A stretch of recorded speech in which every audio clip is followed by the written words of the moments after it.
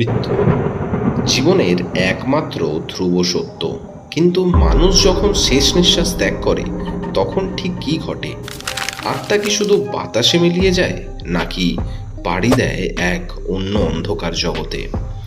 আমাদের পুরাণ এবং লোককথা বারবার সতর্ক করেছে এমন দুটি জগতের কথা যার নাম শুনলে আজও মানুষের রক্ত হিম হয়ে যায়: প্রেতলোক ও যমলোক।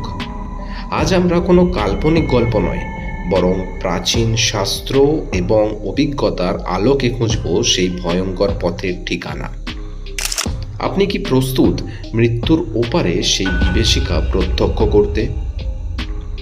চলুন শুরু করি আজকের ভিডিওতে যদি আপনারা নতুন থাকেন তাহলে অবশ্যই ভিডিওটি লাইক দেবেন এবং সাবস্ক্রাইব করে আমাদের পাশে থাকবেন এরকমই ভিডিও দেখতে হলে।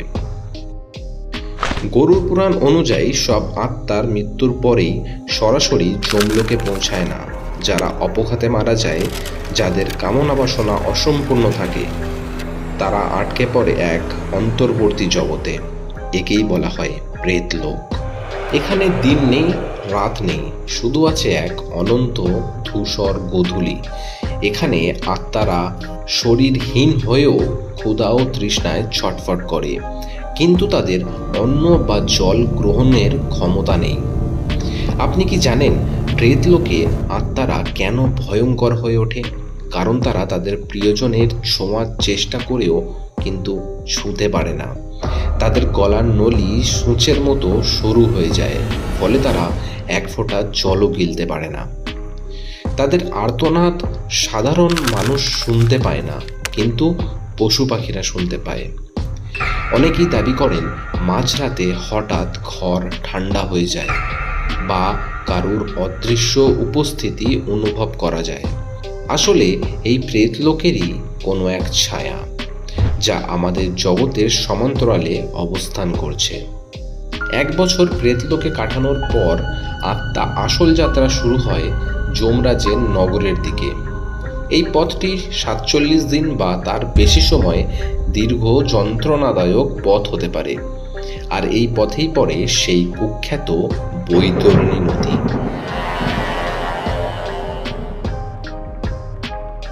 এটি কোনো সাধারণ নদী নয়। এই নদী রক্ত, পুঁজ এবং হাড়গোড় দিয়ে ভরা। এর স্রোত আগুনের মতো গরম। যারা পৃথিবীতে পাপ করেছে, এই নদী তাদের টেনে নিয়ে নিচে চলে যায়। নদীর জল থেকে উঠে আসা ধারালো দাঁতগুলো সব দানবীয় মাছ এবং শকুন। তারা আত্মার দেহহীন সত্তাকে ছিঁড়ে খাওয়ার চেষ্টা করে। কল্পনা করুন, আপনার পালানোর কোনো পথ নেই, শুধু আছে চারিদিকে লক্ষ লক্ষ আর্তনাদ। এই বৈতরণী পার হওয়া মানেই হলো জীবনের সব কৃতকর্মের হিসাব দিতে যমরাজের মুখোমুখি হওয়া। অবশেষে আত্মা পৌঁছায় যমলোকে, যমরাজের বিচার সভা। সেখানে বসে আছে যমরাজ এবং তার সহকারী চিত্রগুপ্ত। চিত্রগুপ্তের কাছে আছে আপনার জীবনের প্রতিটা মুহূর্তের হিসাব। কোনো মিথ্যে সেখানে কাজ করে না। পুরাণে যমরাজকে অত্যন্ত ভয়ঙ্কর রূপে বর্ণনা করা হয়েছে।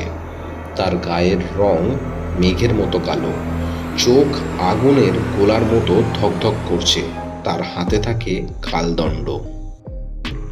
আপনার ভালো কাজ এবং খারাপ কাজের পাল্লা মাপা হবে। যদি পাপের পাল্লা ভারী হয়, তবে শুরু হবে নরকের সেই অনন্ত শাস্তির অধ্যায়। লোহার তপ্ত সলকা দিয়ে শরীর বিদ্ধ করা হয় বা ফুটন্ত তেলের কড়াইয়ে নিক্ষেপ করা। এগুলি কি শুধুই রূপক, নাকি আক্ষরিক সত্য? যমলোক আসলে আত্মার শোধনাগার, যেখানে যন্ত্রণার মাধ্যমে পাপ ধুয়ে ফেলা হয়। তবে এখন প্রশ্ন জাগে, আধুনিক যুগে দাঁড়িয়ে আমরা এসব কি বিশ্বাস করব? বিজ্ঞান বলে এনার্জি বা শক্তির বিনাশ নেই। তাহলে শরীরের মৃত্যুর পর সেই চেতনা বা এনার্জি কোথায় যায়? অনেকে নিয়ার ডেথ এক্সপিরিয়েন্স বা মৃত্যুর মুখ থেকে ফিরে আসা মানুষ দাবি করেছে তারা এক অন্ধকার সুড়ঙ্গ দেখেছেন এক বিচার সভা। হয়তো প্রেতলোক বা যমলোক আমাদের এই ত্রিমাত্রিক জগতের বাইরে কোনো ডাইমেনশন, যা আমাদের চোখে ধরা পড়ে না কিন্তু অস্তিত্বহীন নয়। তিব্বতী বুক অফ দ্য ডেথ থেকে শুরু করে মিশরের বুক অফ দ্য ডেথ, এই সভ্যতাতে কিন্তু এই বিচারের প্রক্রিয়ার কথা বলা হয়েছে। এত মিল কি শুধুই কাকতালীয়? প্রেতলোক বা যমলোক বাস্তব কিনা তা প্রমাণ পেতে হলে আপনাকে মৃত্যুর ওপারে যেতে হবে। কিন্তু যারা সেখান থেকে ঘুরে আসার গল্প শুনিয়েছে তাদের অভিজ্ঞতা আমাদের সতর্ক করার জন্য যথেষ্ট। কর্মফল অমোঘ।